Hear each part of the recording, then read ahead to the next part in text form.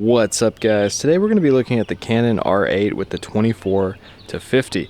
I'll admit this was not a camera that I was excited about or that I even wanted to purchase or review, but I found a really good deal on it for $500 off what it actually is supposed to cost.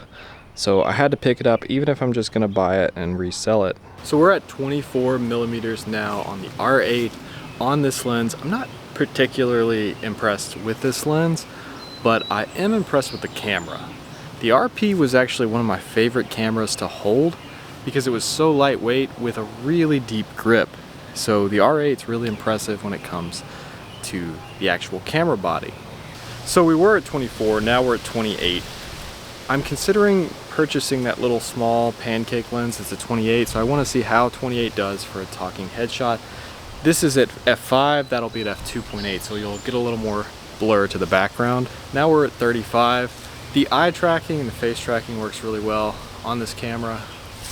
Everything seems to be working really well. There's some really impressive features on this camera. It's like an R6 Mark II, just in a smaller body. So that was 35, now we're at 50mm. And you know what? I could do all my YouTube videos with the 50mm 1.8 because I'm really not that far from the camera. I can almost touch it. I'm about an inch away from touching it right here with my arm.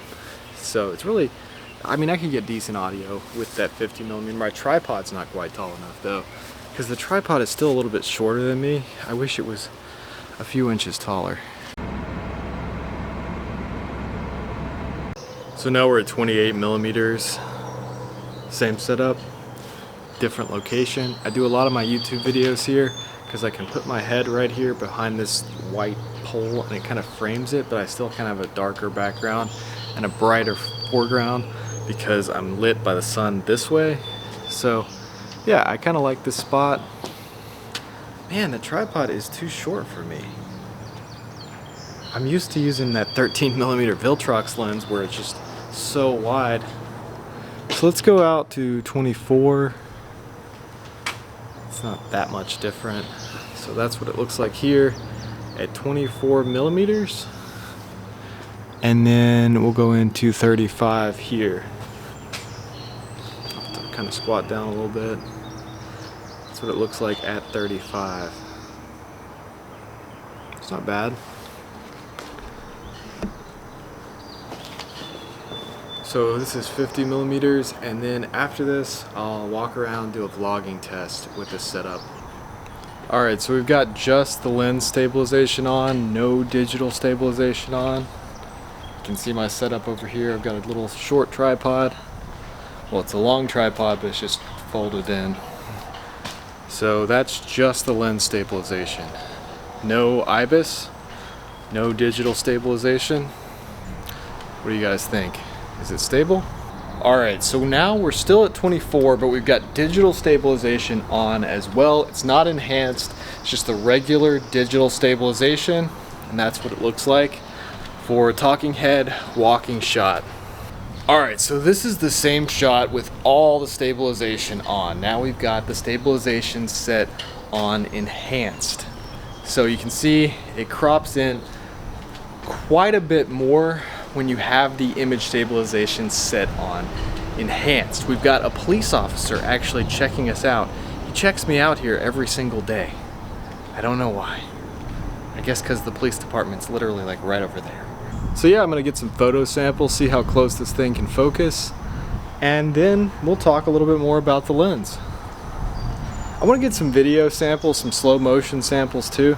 You know, I did several videos in the shadows, but I didn't do anything in like harsh sunlight, so I want to see how it does going from the shadow to the harsh sunlight. Oh, it's blinding. But yeah, I want to see how this camera works for dynamic range. It's supposed to be a lot better than the RP, the R6, or the R5 for dynamic range. It's got that new sensor from the R6 Mark II. So yeah, I want to see how it works for that.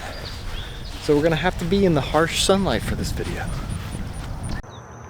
The dynamic range is really good on this camera.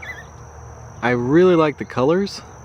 Now if it's extremely backlit, like over here on this bird, Yeah, I mean, you're not gonna get that. Literally, that's the sun. Right there behind the bird.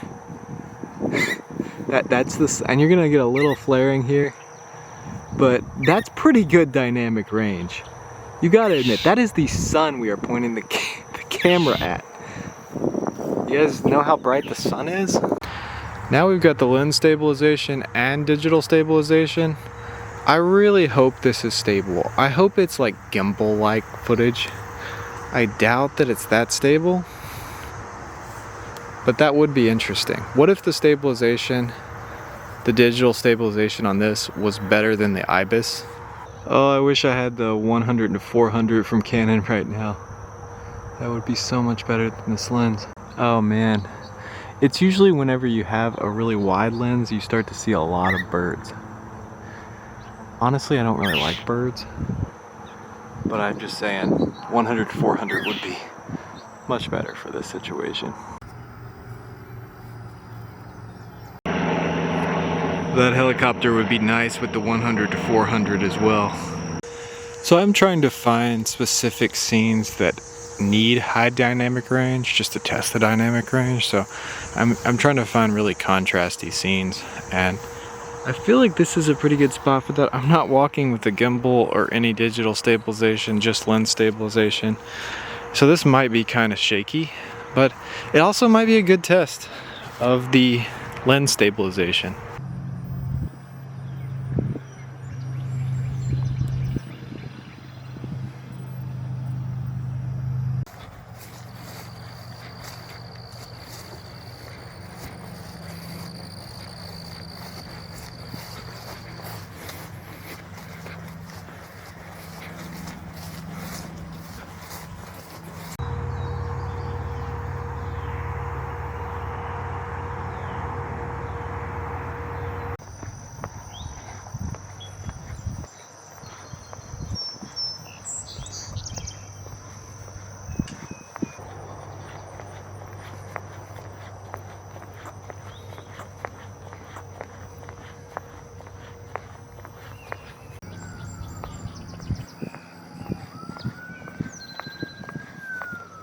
When any one of our traditions is misrepresented, we all lose. Because even if we are critiquing something or rejecting something, we want to critique it or reject it for. Here's a quick tip for you guys, because it seems like a lot of guys are confused and they are looking for help on the internet, on YouTube, to talk to girls. So here's what girls like, at least the ones I've known. Everybody's different, but girls that I've known like surprises. They like people who plan things ahead of time, and they like people that put thought into whatever they're doing. So plan something out, put some thought into it, and make it a surprise. Also, most girls I've known really like picnics, especially if you got little grapes. I don't know what it is about grapes, but they love them. I did a lot of semi-macro shots. This is definitely not a macro lens, but I kind of wished I had the Tamron 17-70 that I'm shooting on right now in that situation. All in all, I got a really great deal on this camera and lens. I'm definitely going to be selling this lens for sure. But yeah, I'm going to be reviewing it a couple more times, maybe doing some street photography for sure first. So one thing that kind of bothers me on this camera is the on-off switch. You have to go past the lock to go on and off. I didn't think that would be annoying, but I almost preferred the on-off switch on the Canon RP. I found myself reaching over to switch the camera into video mode instead of turning it off. It's also kind of annoying that you have to zoom the lens out when you first start shooting. Lenses like that are always kind of annoying because when you turn it on, you can't get a shot really quick. You have to zoom it out to 24 before you can get that shot. There's a little bit of a lock into place when it hits 24, but you can kind of miss it and you're still right there almost to 24 and you can't shoot. You can see how much bigger the lens gets when you actually do zoom it all the way out. One thing I'm noticing is how much better the dynamic range is on this Canon R8 than on the Fuji X-T2 that I'm shooting on right now. So yeah, I hope you guys enjoyed this quick video on the Canon R8 and the 24-50. I'm gonna have more in-depth videos on both this lens and the camera. Probably do some street photography and stuff like that with this setup, so stay tuned for that. Scroll through my channel, check out my other videos. If you're watching this late, then I probably already have way more videos on this lens on the channel, and hit that subscribe button because I got a lot more videos to come. Thanks for watching.